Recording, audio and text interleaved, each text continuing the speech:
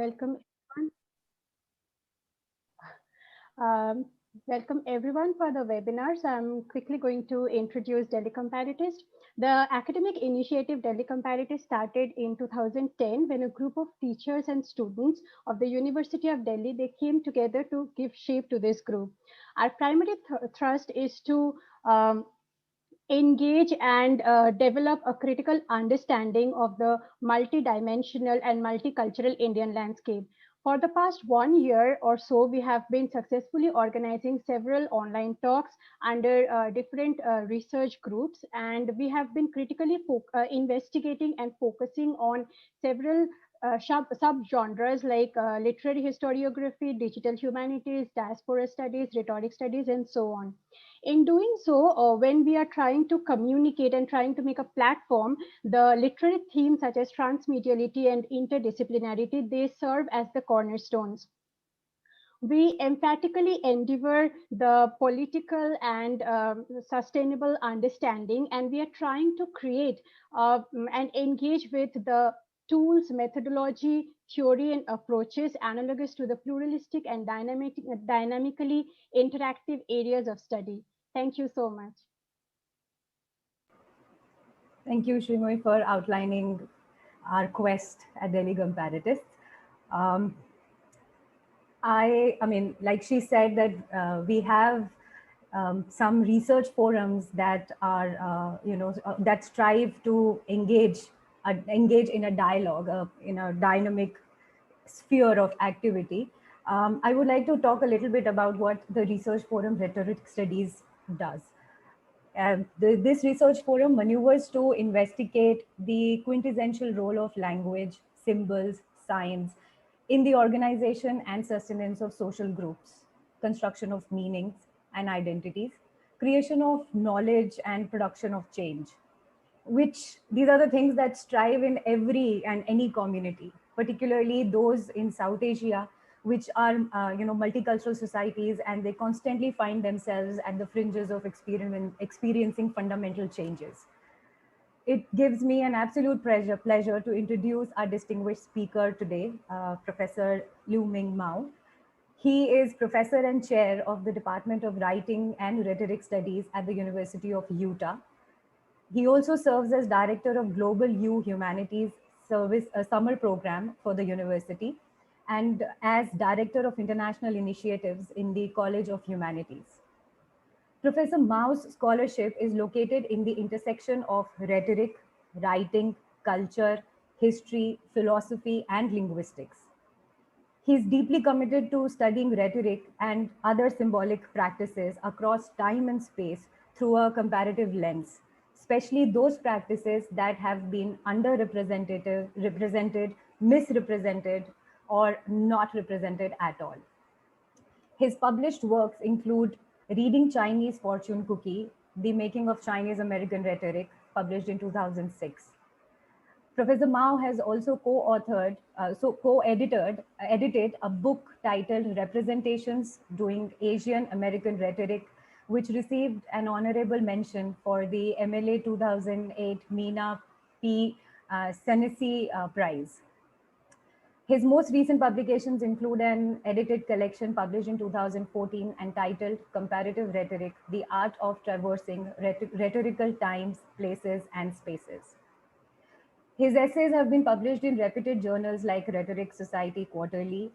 A co-edited symposium on comparative rhetoric in Rhetoric Review, which won special recognition from the journal's editorial board in 2016. And editor of 3 symposia on rhetoric and writing in contemporary rhetoric, published in 2016, 2018, and 2021. Professor Mao is also guest editing several special journals issues on comparative rhetoric and Chinese rhetoric.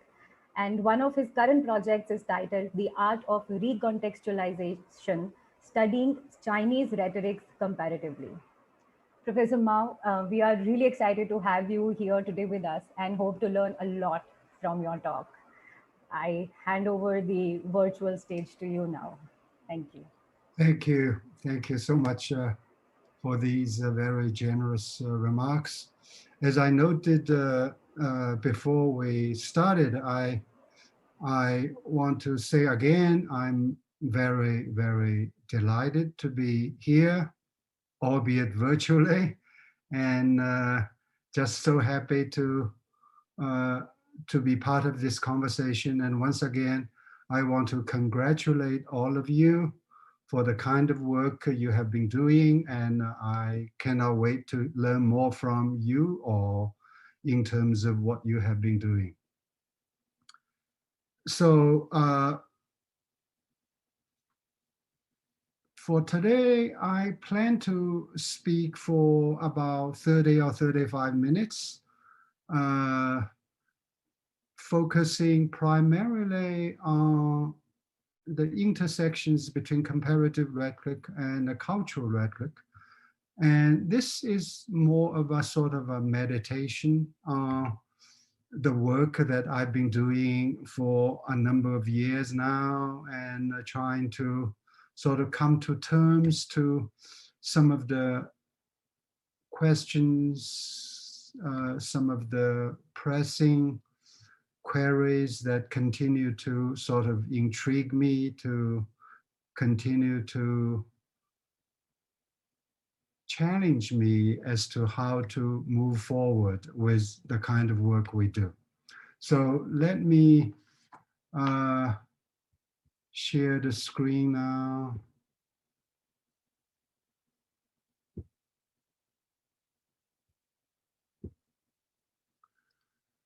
So the title of my talk today is Comparative and Cultural Rhetorics Reconsidered, Turtles, Biases, and Globalized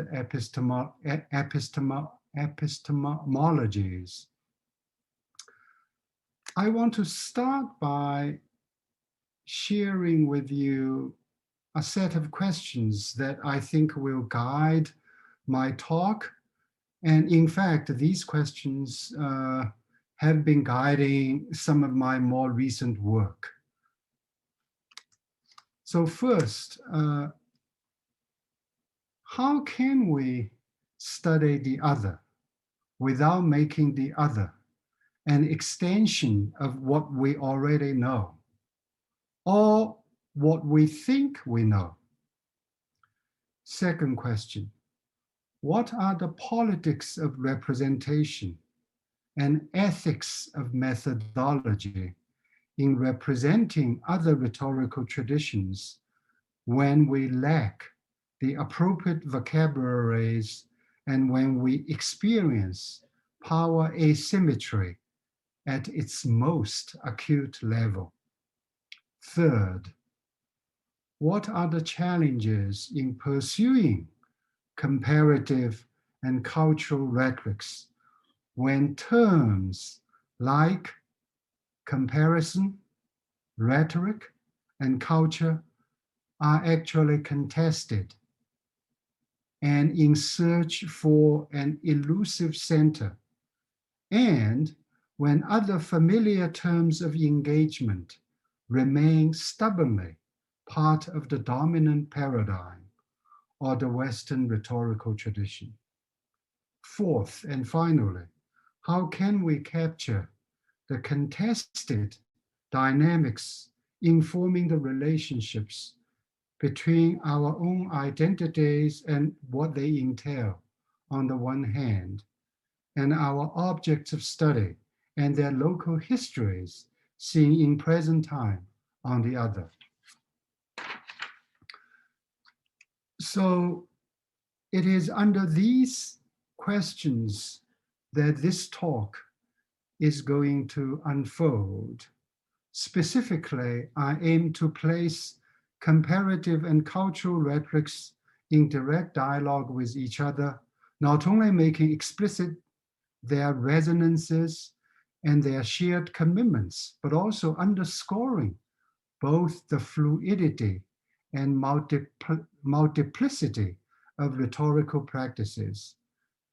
I also intend to highlight the centricity of culture and local practices to meaning making in today's global context zones, and to further harness the incongruities and ruptures brought about by the blurring of all boundaries of all kinds and by this relocating of cultures and communities.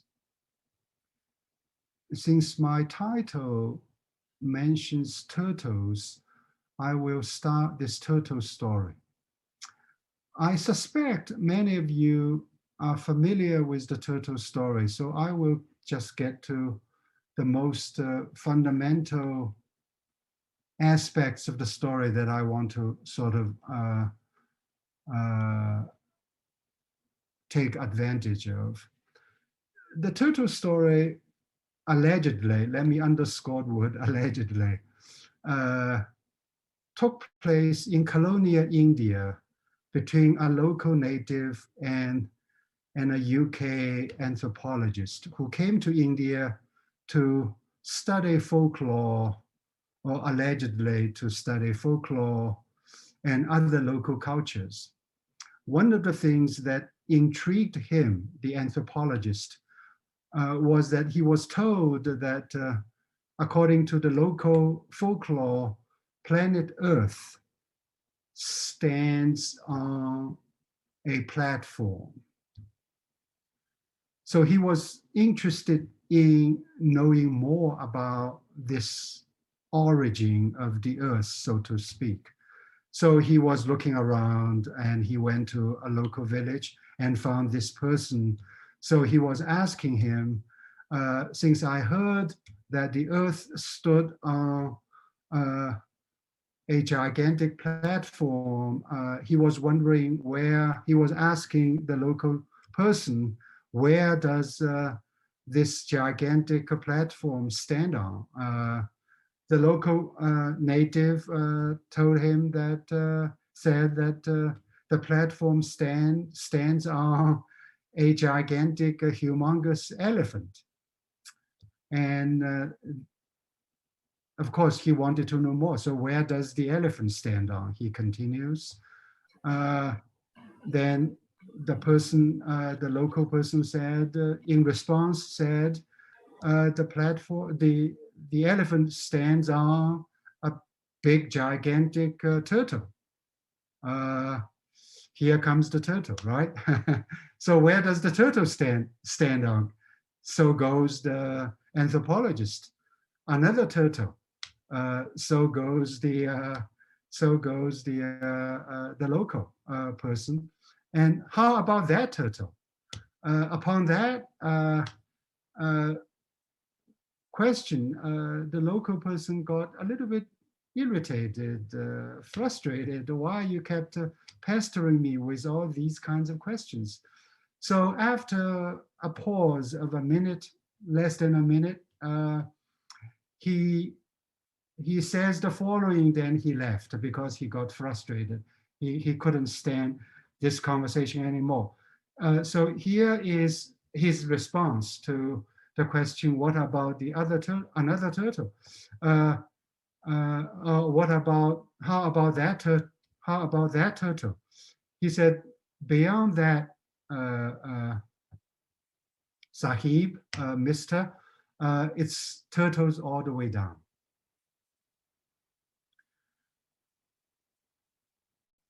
I am most interested in pursuing the meanings of, or the implications of, beyond that, Mister, it's turtles all the way down. Professor Mao, I'm sorry to disturb here. We are concerned if the slides, I mean, we couldn't see the slides moving. Were you changing the slides while you were narrating the story? Okay. Can you see the slide now? Yes, we can see the story's relevance slide. Yeah, okay. Yeah. Thank you.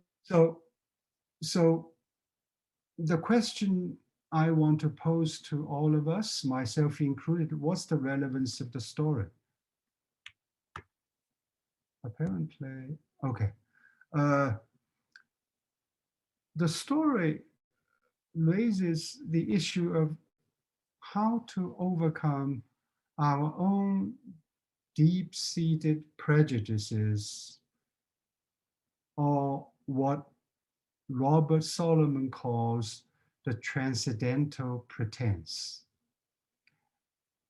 That is to say, the kind of scientific rationality that emerged at the beginnings of the 16th century that purportedly represents a universal norm for interpreting and evaluating the values and significances of all cultural activities that took place elsewhere on the planet. So in other words, how can we engage with the other without assuming this transcendental pretense, right? That is to say, how can we make sense of beyond that, it's turtles all the way down? In other words, how can we here and now think with and for the locals and what they represent without either romanticizing them beyond their otherness or flattening their differences in such a way we end up denying their otherness, right?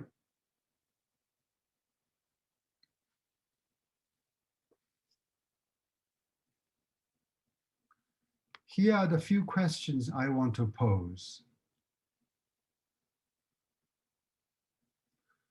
What should we make of such rhetorical statements, or such statements as beyond that it's turtles all the way down?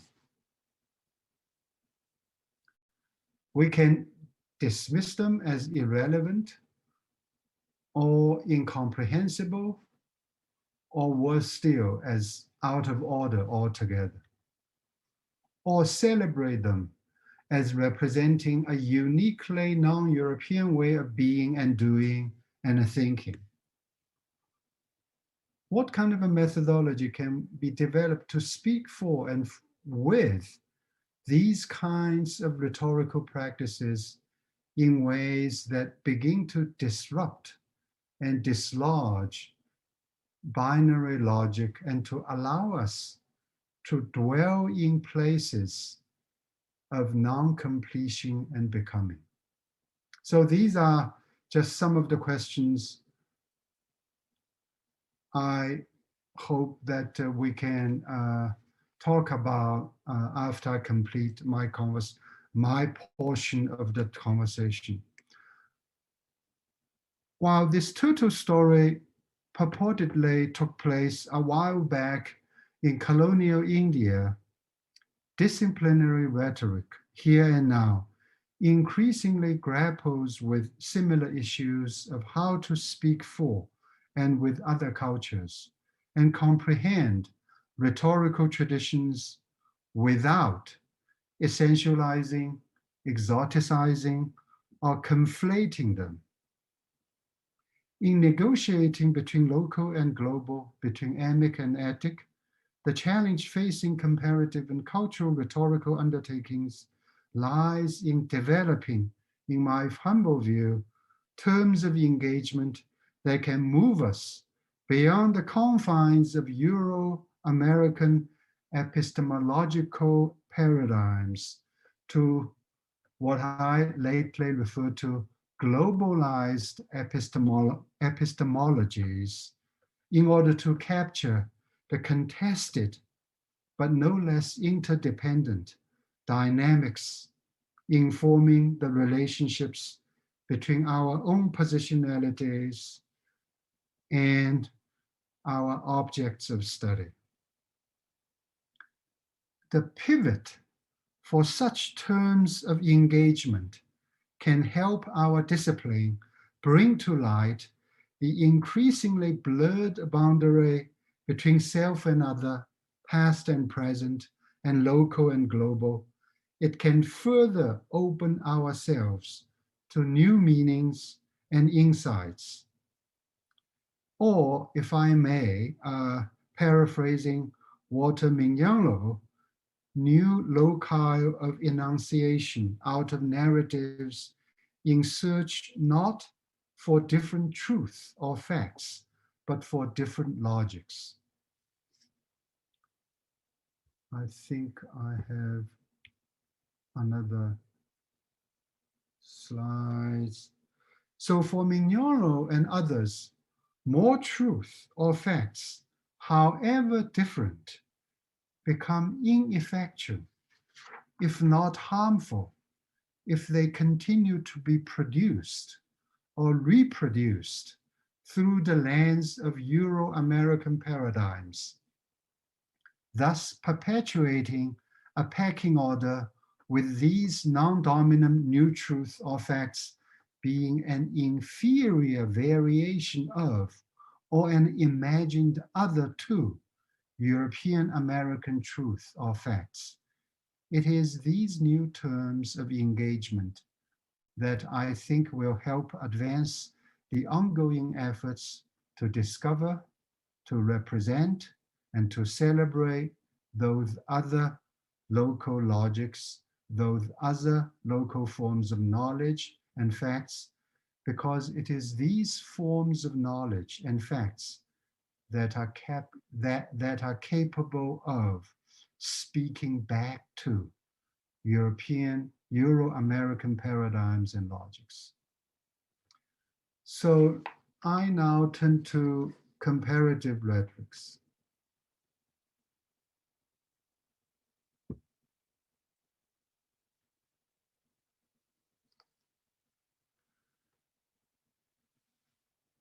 At a 2013 Rhetoric Society of America's Summer Institute seminar on comparative rhetoric, 25 scholars noted in their culminating manifesto that the goals of comparative rhetoric are to discover,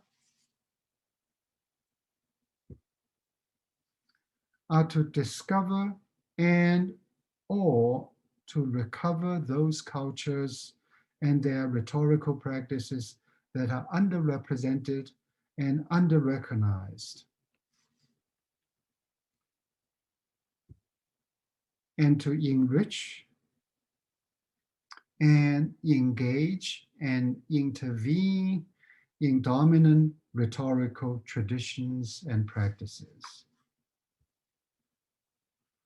and to emphasize both the imperative to speak for and with the other, and the need to cultivate self-reflexivity and accountability for such engagement. And finally, to reject any assumed parity or equivalence, and to search for, on the other hand, simultaneity, heterogeneity, and interdependence. As often noted, comparative rhetoric requires that scholars discover and analyze intersections as they acknowledge different rhetorical traditions and geopolitics of language. Comparative rhetoric engages prevailing cultural patterns of knowledge and technologies of power production and maintenance. And it does so because the very act of comparing constructs, I want to underscore, the very act of comparing constructs both the objects and methods of inquiry. Though choices of pairing, methods of interpretation, historical start points, and standpoints diverge from one another. Acts of comparison form theories of what is comparable and how the compared are related. Comparative rhetoric, through its very method, pivots toward developing productive dialogue between emic and etic, local and global, self and other. In doing so, it generates resonances and dissonances under acknowledged trajectories that exceed any simple appropriation done in picking the criteria of comparison. Significantly, scholars have come to imagine comparative rhetoric as a method of invention that explores new ways of knowing and speaking, that going beyond reflections of mind and points of agreement to finding depth and breadth of difference or resonance and dissonance by investigating across time and space the communicative practices that originate in non-canonical contexts, hence are often underrepresented, marginalized, and altogether forgotten.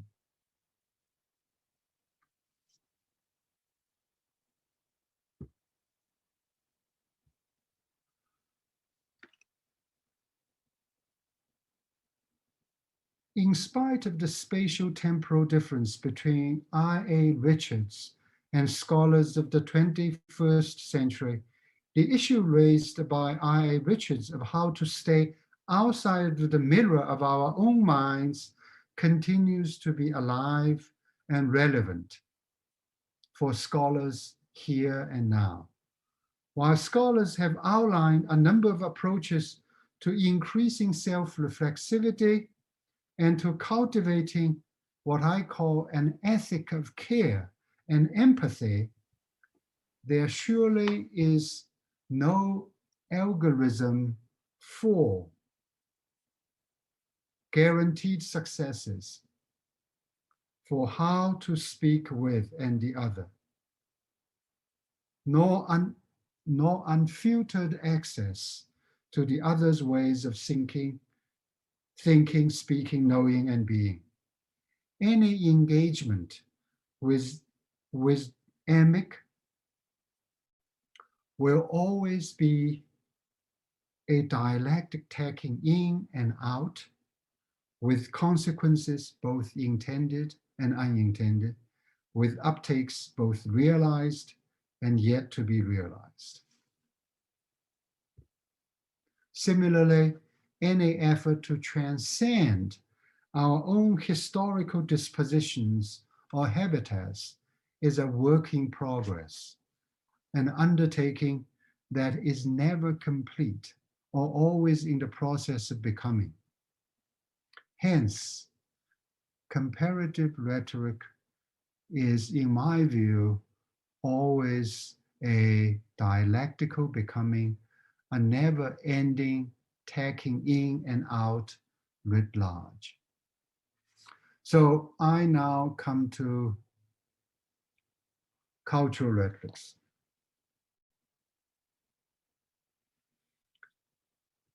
Cultures constitute and are constituted by their rhetorical heritage.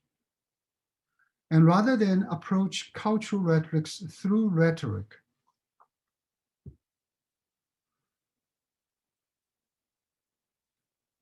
cultural rhetorics approaches rhetoric through culture, using the words, materials, images, and practices within the culture to fully recognize different rhetorical actions, relationships, and identities.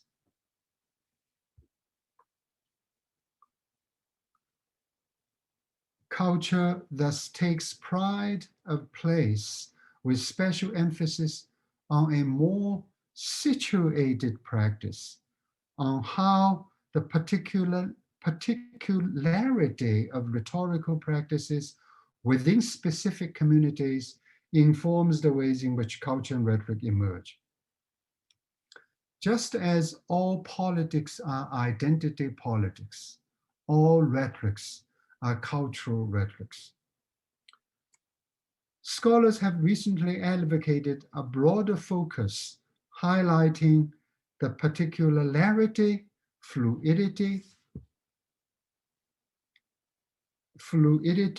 and multiplicity of rhetorical practices within specific communities.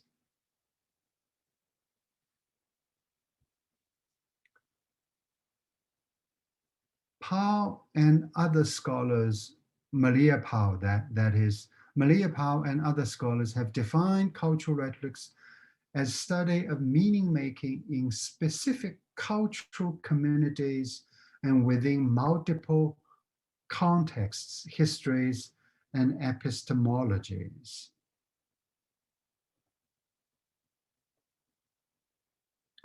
For these scholars, rhetorics are always already cultural.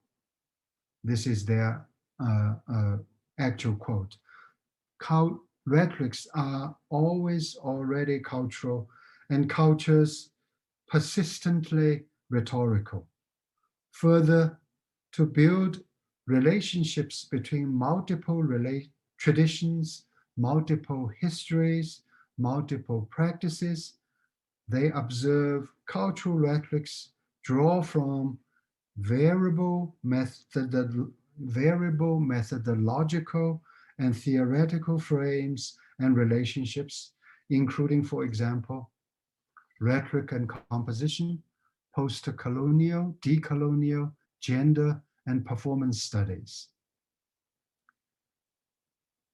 To build and develop meaningful theoretical frames from the inside of a particular culture, these scholars privilege storytelling and building relationships through an intense interrogation of one's place and space in history, theorizing a constellated web of systems, discourses, communities, and indeed paradigms along those of Western imperialism. Perhaps not by accident, this focus on local practices is very much shared by comparative rhetoric as it anchors its search for new terms of engagement or different logics of intelligibility within the local communities and informs such a search through the lens of relationship between the knowledge it aims to produce on the one hand and the people on whom such knowledge is based on the other.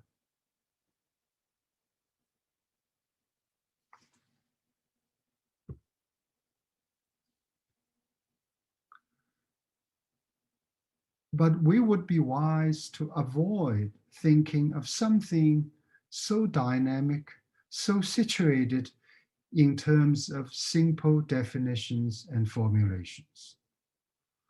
While the move from cultural rhetoric singular to cultural rhetorics plural aims to foreground the multiplicity and fluidity of meaning-making process, definitions are always heir to simplification or abstractions. Rhetorics have never been not tethered to cultures. Thus, we should redouble our efforts to commit ourselves to what I call an ecology of historicity, specificity, and incongruity.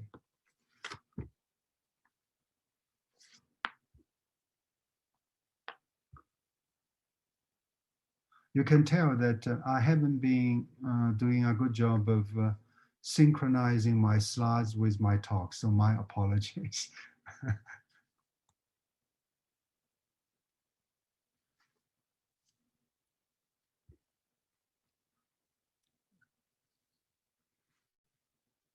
So any productive engagement with rhetorical practices carries with it an imperative to address their specific occasions, hence specificity of use within their own terms, times, and places of engagement. No less important, it must be openly recognized that discursive incongruities and even ruptures may accrue as self and other, past and present, indigenous and exogenous, are brought together in today's global environment. Further, historicity, specificity, and incongruity entail one another, forming a system of interdependency and interplay. an ecology that must be acknowledged as part of meaning making. In the decades since Kenneth Burke's Pentard and the move beyond new critical readings, rhetoric has increasingly recognized a plethora of language that has internationalized and increasingly embraced the resonances and dissonances revealed through comparative and cultural rhetorics. Cultural rhetorics can invent different tones and methods through its focus on the embodied experiences of members of specific culture.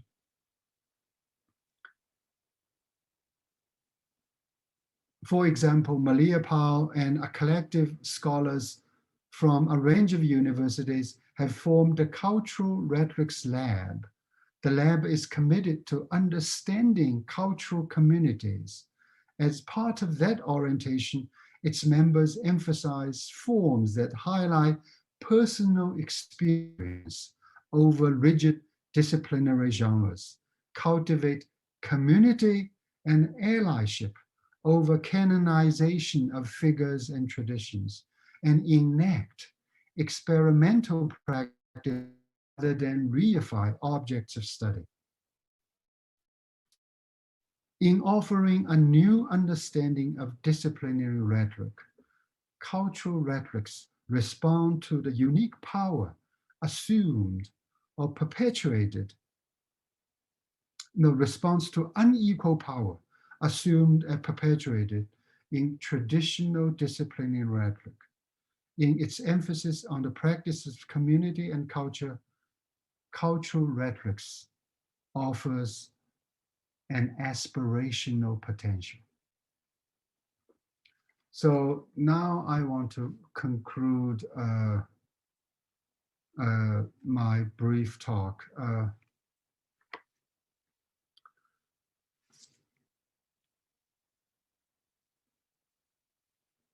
The current stage of globalization, transnational corporations, techno-globalism has led to the uncoupling of the natural link between languages and nations, between languages and national memories, between languages and national literature. This is a paraphrase from Mignolo's, Walter Mignolo's essay called Globalization. I want to emphasize it's the uncoupling of the natural link between languages and nations, between languages and national memories, between languages and national literature. Consequently, we live in a time of what I call relocated languages and fractured cultures. Because of this kind of relocation or decoupling and recoupling, efforts to engage rhetorical and other cultural differences should no longer be confined to places defined by physical or nation-state boundaries. Both comparative rhetoric and cultural rhetorics have pivoted for and indeed become predicated upon the centrality of culture and its constitutive force to the making of rhetoric in its myriad forms and functions.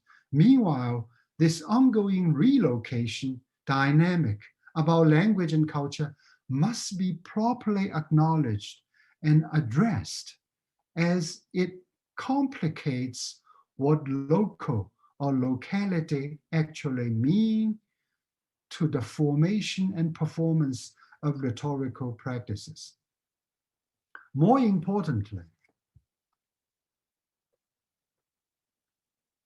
it provides a new lens to examine how local experiences, exigencies, and communities' practices populate, energize, and complicate those spaces that inhabit different kinds of relocation and generate different forms of meaning making.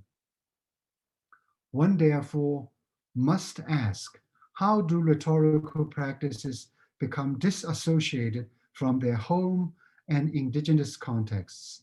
How do they develop new affiliations, new discursive incongruities, and ruptures within their own contexts. Further, the same study must be attentive to how the blurred boundaries between, for example, past and present, indigenous and exogenous, can create an alternative or third space for the production of new knowledge and discursive relationships. The natural link Mignolo and other scholars talk about fades into the background in this new space where terms of interdependence and interconnectivity, rather than terms of provenance or essence, will become our modus operandi. By putting comparative rhetoric and cultural rhetorics in conversation with each other, I aim not only to chart out their young histories, but also build more synergies, more resonances between them, as we call on the field to further ground rhetorical engagements with the other firmly on the other's terms, as well as on terms of dialogism, self-reflexivity, and accountability, committing ourselves to the centrality of culture and local practices to meaning making in today's global context zones also means harnessing and further conceptualizing the incongruities and ruptures brought about by this relocating process, by the blurring of the boundaries of all kinds. More importantly, I am convinced such a move puts us in a better position to recognize and negotiate more productively the perpetual tension, if not confusion, between the level of importance and relevance we want to attribute to a given rhetoric because of our own rhetorical exigency on the one hand, and the level of importance and relevance that accrued to the same rhetoric because of what they did or represented then and now on the other. If not appropriately dealt with, such a tension can hamper our overall understanding of the other as well as ourselves. If not appropriately dealt with, such a tension can hamper our overall understanding of the other as well as ourselves. Worse still, it can send us down to a slippery slope. If a slippery slope allowing expediency to overtake ethical responsibility and favoring hierarchy over interdependence, self-infatuation over self-reflexivity.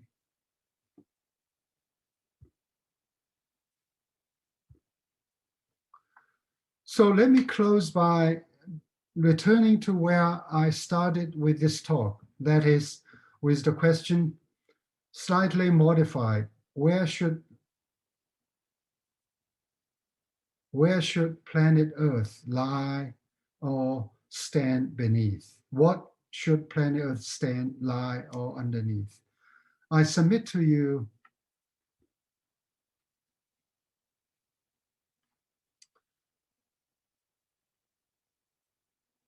what stands beneath planet Earth are both turtles and all the other animals that are known and yet to be known.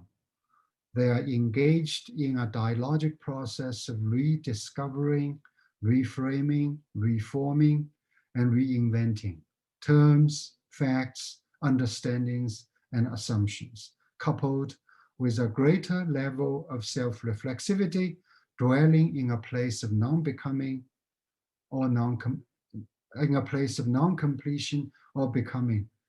This is where I want to stand. This is where I hope we all can stand too. Thank you.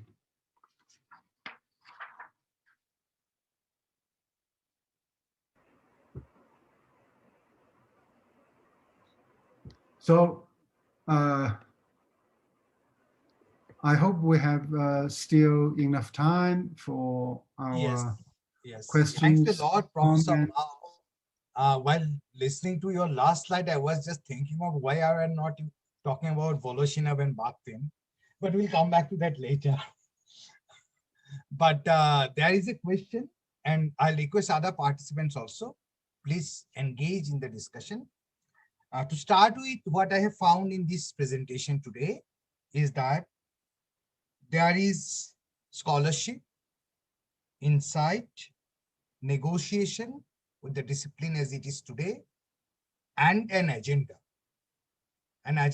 to restructure, redefine the discipline again.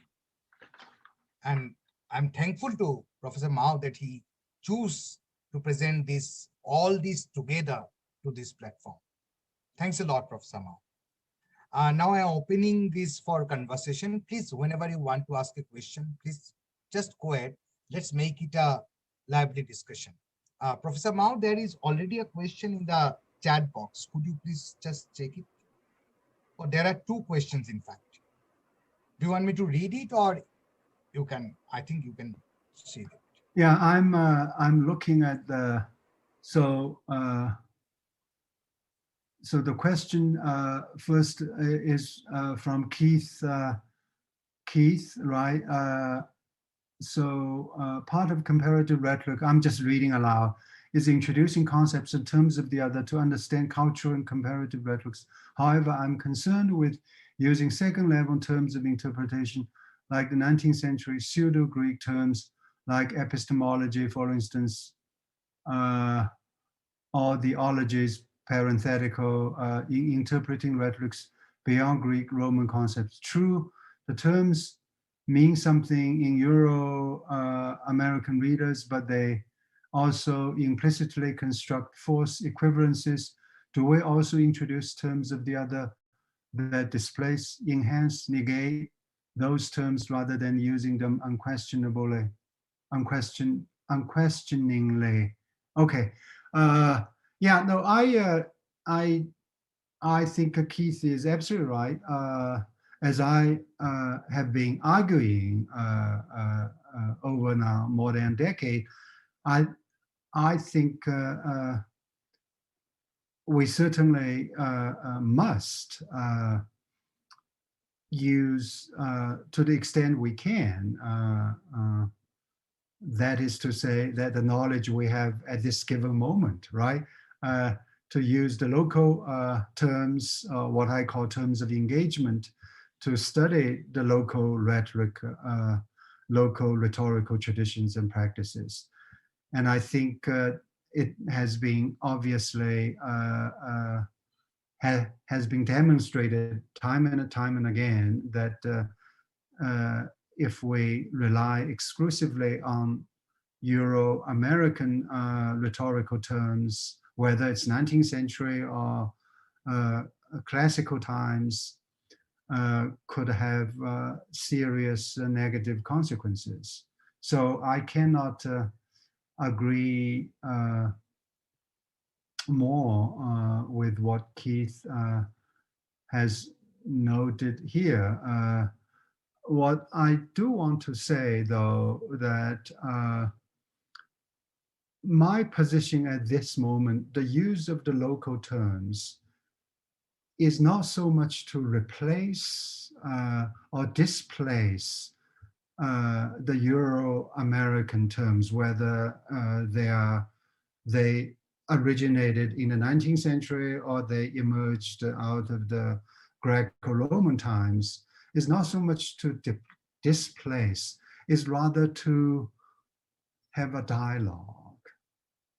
Because I certainly do not want to deny the values these terms had in their own times when they emerged, as well as their negative consequences. So I certainly would not advocate the project, the displacement or replacement, rather than to open up a dialogue where a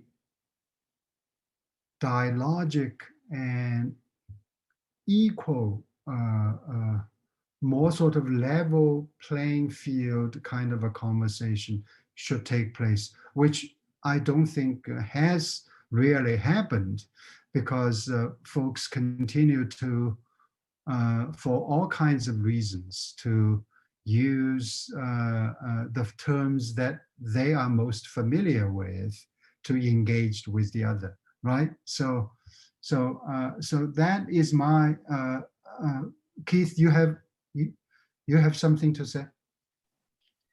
Yes, I think what led me to this is I was reviewing a piece where a scholar was trying to do a Hindu approach to rhetoric, and yet was using axiology and epistemology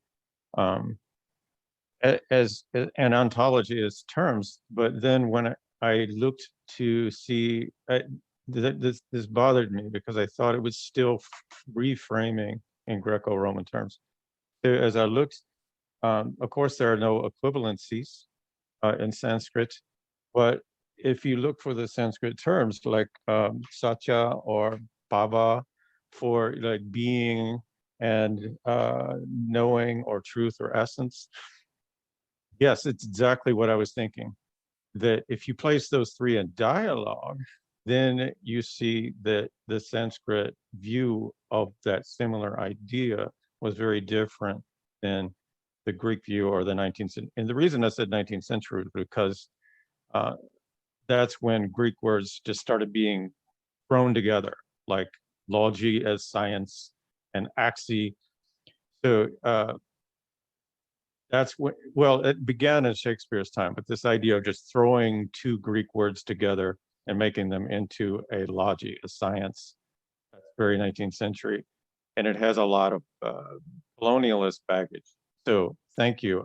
That's exactly what I meant. And thank you for the encouragement on that. I meant to ask you about that anyway, so I got to ask today.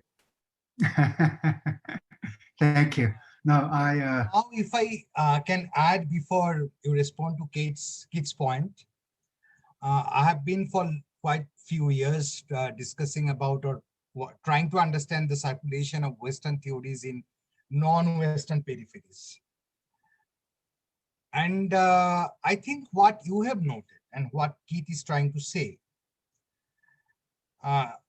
we all need to come at a point where there is this situation which history has given us. Each of non-West European tradition tries to express itself in West European terms. And you just advocated that the non-West Europe, the West European terms also be in dialogue with non-West European terms. And I think what you have proposed is a larger agenda in our search for a space where we can talk about a knowledge space where each knowledge tradition, not only just rhetorical traditions, but each knowledge tradition is a dialogue, talking to each other. But okay, I'm sorry, I just wanted to intervene. It was so lovely a discussion, so please. Yeah, no, I think the kind of rhetorical work I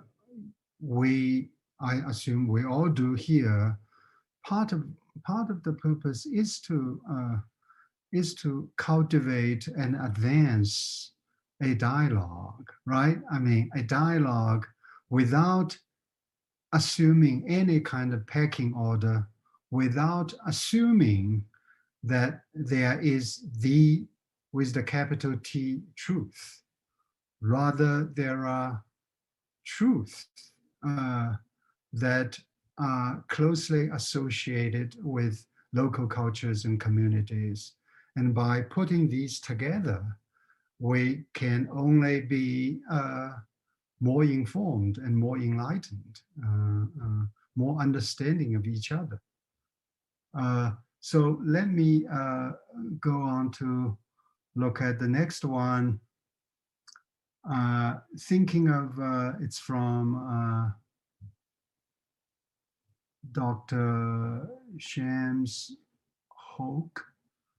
I hope I'm not butchering the name. thinking of Bourdieu's theory of habitus, doesn't cultural capital of an Asian clash with that of European or an American?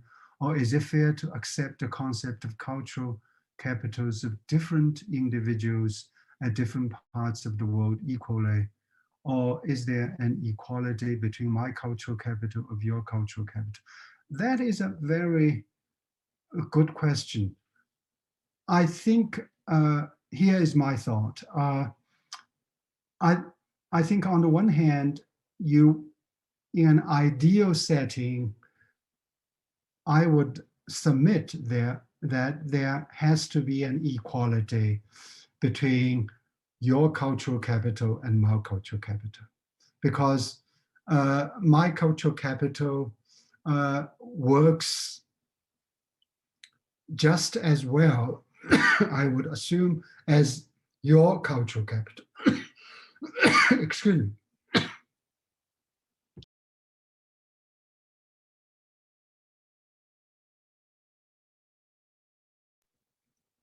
As I was saying, in an ideal world, there has to be some kind of equality between. But that being said, I don't think we're living in an ideal world, nor it is possible to assume there's an equality between the two.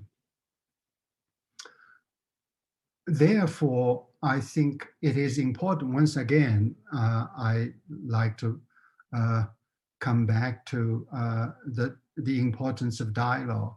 Once again, I think it's important for us to put my cultural capital side by side with your cultural capital, to have a dialogue, to see first and foremost why there is an inequality or lack of equity between the two, and what are the social, cultural, historical, colonial differences that contributed to these kinds of differences, and in what ways we can do to overcome these differences, right?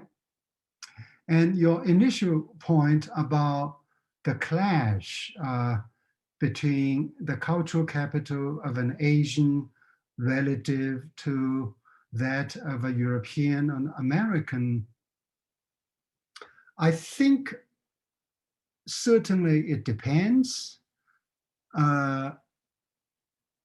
whether there is necessarily a clash or whether there is just a difference. Really depends on what I often refer to as what is the triggering event that leads to both the displaying of the difference between yours and mine, and subsequently clash or conflict between your capital and mine. But oftentimes this kind of a clash necessarily presumes or assumes or betrays some kind of a power asymmetry. So I would like to hope that the kind of work we do will contribute to the diminishing of the clash between the two, if not elimination, which certainly would be an ideal situation. Next,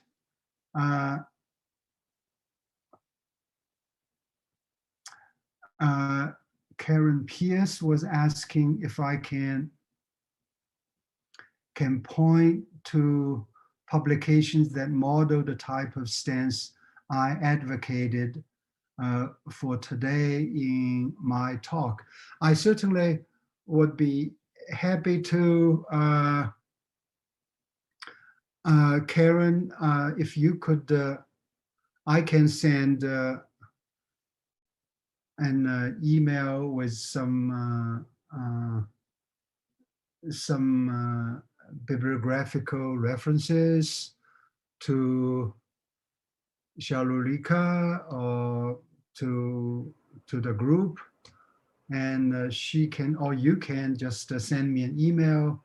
I would be happy to share with you some of the references that I used in this talk, in addition, beyond, as well as those that I haven't used.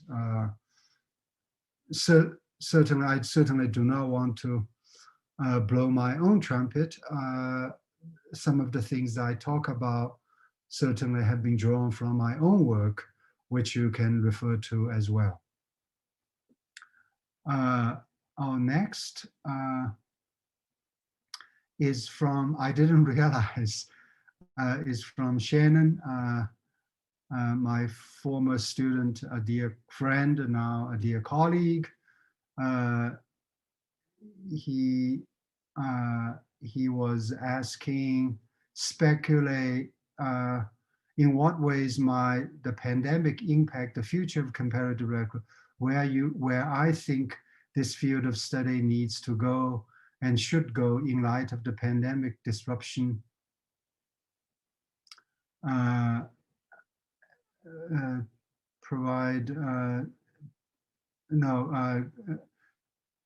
I think this field of study needs to go or should go in light of the pandemic disruption and unknown after effects that continue to emerge. Shannon, good to read your question, and thank you for taking the time to be part of this conversation. This is really a good question. Actually, Shannon, I have been thinking about the pandemic or its ongoing impact, not only on our lives, but also on our work, specifically cultural comparative rhetoric. I have two thoughts. These are not really mature thoughts, but these are the two thoughts I've been thinking about. One is, to the extent that, as I noted in my brief talk, to the extent comparative and cultural rhetorics are preoccupied with or focused on what I call historicity, fluidity, and incongruity. I think this kind of a focus may help us deal with the uncertainty, the fluidity, and the ongoing disruption and rupture that the pandemic has brought about. And I think, so this is more kind of a theoretical sort of a connection between the two. At least it makes me feel more equipped to deal with this ongoing uncertainty. Because after all, what I have been studying is the uncertainty, fluidity, fluctuation, and it's always a process of becoming. So what is going on with the pandemic is the ongoing uncertainty, right? Like here in the US, CDC just announced last night that we need to start wearing masks again when we're indoors, especially in places where vaccination rates are really low. So that certainly is a reversal of what CDC recommended 2 months ago, and certainly is a step back, no doubt about that. So that is one, but more specifically, I think in terms of the specific work we do, I think it becomes almost all the more imperative for us to focus on local communities, on the kind of embodied, experienced practices these local communities are engaged with to, for example, deal with the kind of uncertainties that the pandemic has brought about, right? To not so much look at sort of the past practices, just focus on what the communities are doing symbolically, discursively, through their embodied movements, how they engage, respond to, and overcome the challenges related to pandemic. So these would be my two brief observations, but I'm absolutely would be delighted to hear what the rest of you would say to what Shannon was asking.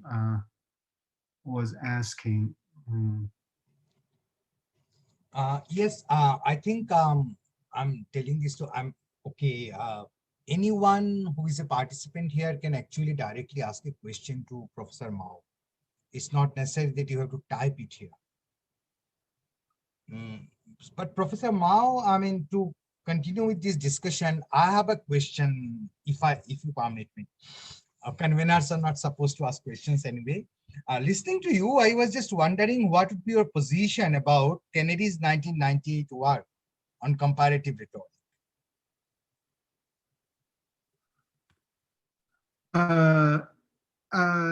Thanks for asking this question. Again, I think my position on Kennedy's comparative rhetoric work is kind of mixed, which probably what would expect. I must acknowledge the contribution he made by writing this book on comparative rhetoric, because his doing that really put comparative rhetoric on the map. And he certainly made some interesting and at times important observations about comparative rhetoric in the book. And he also, talking about references, he certainly provided a lot of secondary and primary resources that we all can use, right, for our own purposes. So that is the acknowledgement. That is my debt to him. On the other hand, I certainly disagree then and continue disagree with his approach, or his sort of, not so much implied, his underlying position that clearly puts Greco-Roman rhetorical tradition at the top of the hierarchy. That is, Greco-Roman rhetoric is sort of the arrival moment. All that has happened before is nothing but leading to. So, and also he clearly relied on Greco-Roman rhetorical concepts and paradigms to make sense of the other rhetorical traditions and practices. And of course, we also need to put his work in its own historical context, right?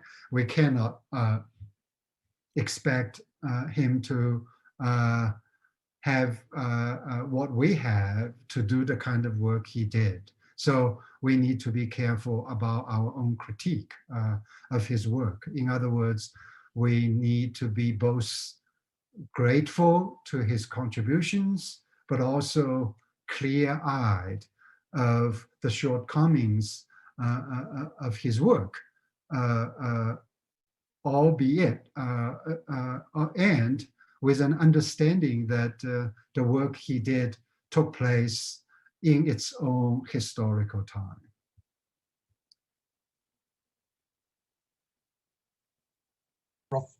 Thanks a lot, Professor Mao. Actually, I started learning comparative rhetoric from Kennedy's book. So, and I also share what you have said just now. It seems quite a few of our participants have shared their email ID. So I'll request Charulika to copy all the email IDs and put them together and send to Professor Mao as a mail. Okay. Sure. Yeah. And we cannot expect him to note all of this right now. Yeah, I also want to say this is, I hope, just the beginning of our conversation. Yeah.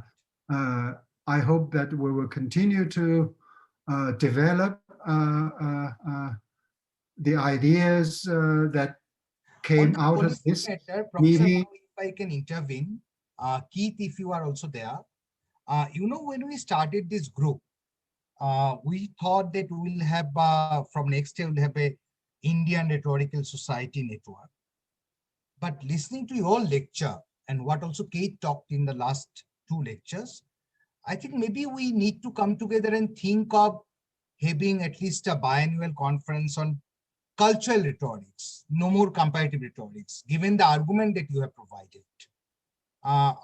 Okay, we cannot decide on that today, but I think it's better that we be in dialogue, as Professor Mao has proposed. And maybe I think it should be a new beginning. If it has not already been done by the Euro-American institutions. I'm talking from Delhi.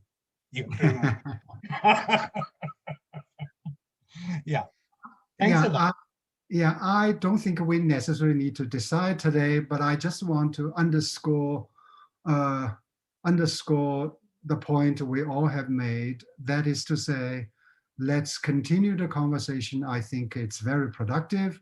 Right. It really, some of the questions you have raised certainly have already given me ideas to think about and areas I need to study more about. So I hope that this is not the end, rather than the beginning of what I hope to be an ongoing and productive and important conversation for all of us involved. Yes, I think I posted, I'm sorry, I posted a link for a Global Non-Western Rhetorics organization if you're interested in knowing more about what's happening in the field.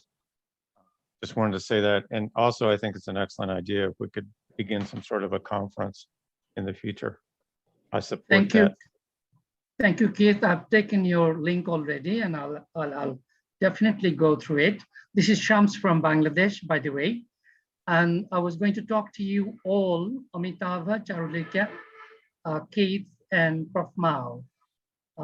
Perhaps we need a bit of an extension of your event, of your thinking, of your good work. I appreciate from India to Bangladesh and other parts of the world as well. So if you would accept my invitation from Daffodil International University, then I would definitely request you all, Keith, Prof. Mao included, and others present, to join an event if we organize, and if you kindly help me, because I'm just a tiny teacher at the Department of English at the university I work in. I would love to have you all in a forum hosted by my university, if you would agree kindly in this forum tonight. I mean, well, informally, then that would take a formal shape eventually, given time and efforts. Is that acceptable, Amitava, Charulika? Thanks, Shams. I'm sure we'll be in touch about this. There is no tiny or not tiny. I mean, just now Professor Mao was asked a question, and you know, Professor Mao, since the lockdown started in India, we started having a group, or we started putting together all the memes, newses linked to lockdown. And we are coming out with very interesting findings, how our conversations have changed, and also how our understanding of public and private has changed in last 1.5 years. So I think we will talk about that. And thank you, Shams, for joining us and also offering this. I think we need to go ahead. We'll come to this point, and I think this discussion should go through email. Charu, please note down Dr. Shams' email ID as well. Because we took 1 hour from Professor Mao. It's beyond that, but anyway, that's not the point. Professor Mao, when we started this conversation of rhetorics in India, we started with Kit, and he provided us some groundings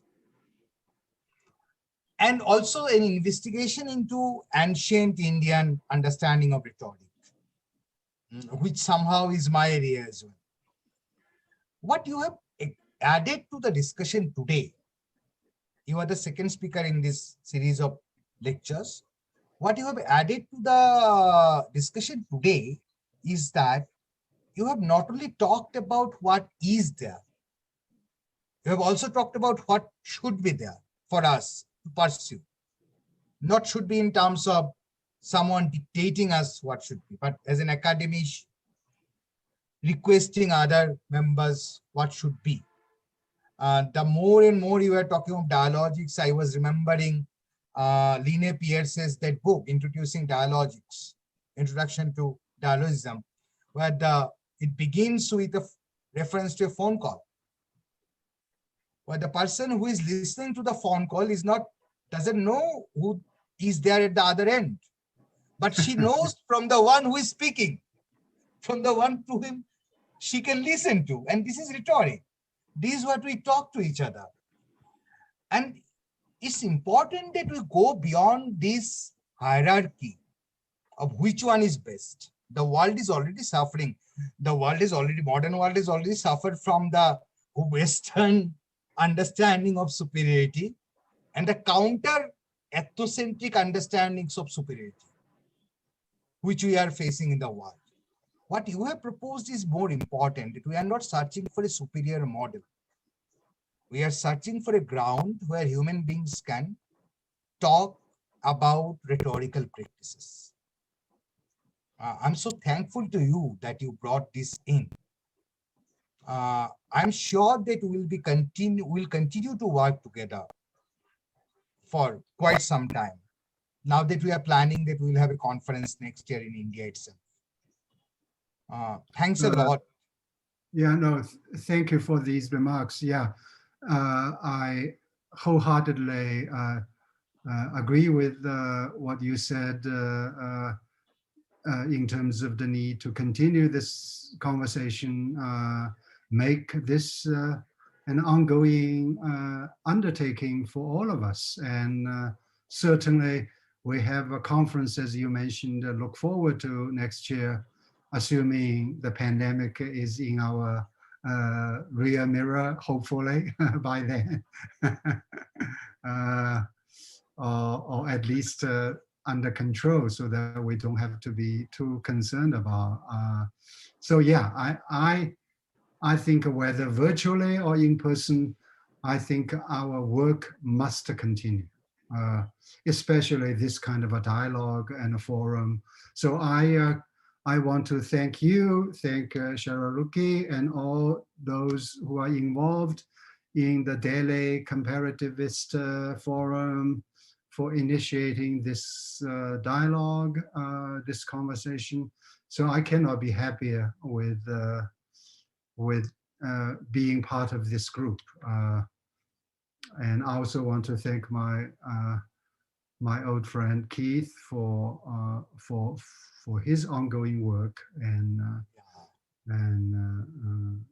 so I'm just delighted. So thank you all, and also thank you for taking the time to to be here. I know for many of you, this may not be the ideal time. So we will do better when we can get together in person, whether in North America or in South Asia. Thank you, Thanks a lot. Professor Thanks. Mao. Thank Yeah, you. Charlie, please. First of all, a big thank you to Professor Mao for this engaging and really rich discussion that we had today. And I would like to thank everyone today to take out time to be a part of this. This has only enriched the experience even further. Thank you, Professor Keith, and I mean, Mary Lee, I mean, everyone to be here. Thank you so much. Yeah, Mary Lee, thank you. Thank you. Bye. I'll conclude the meeting now. Okay.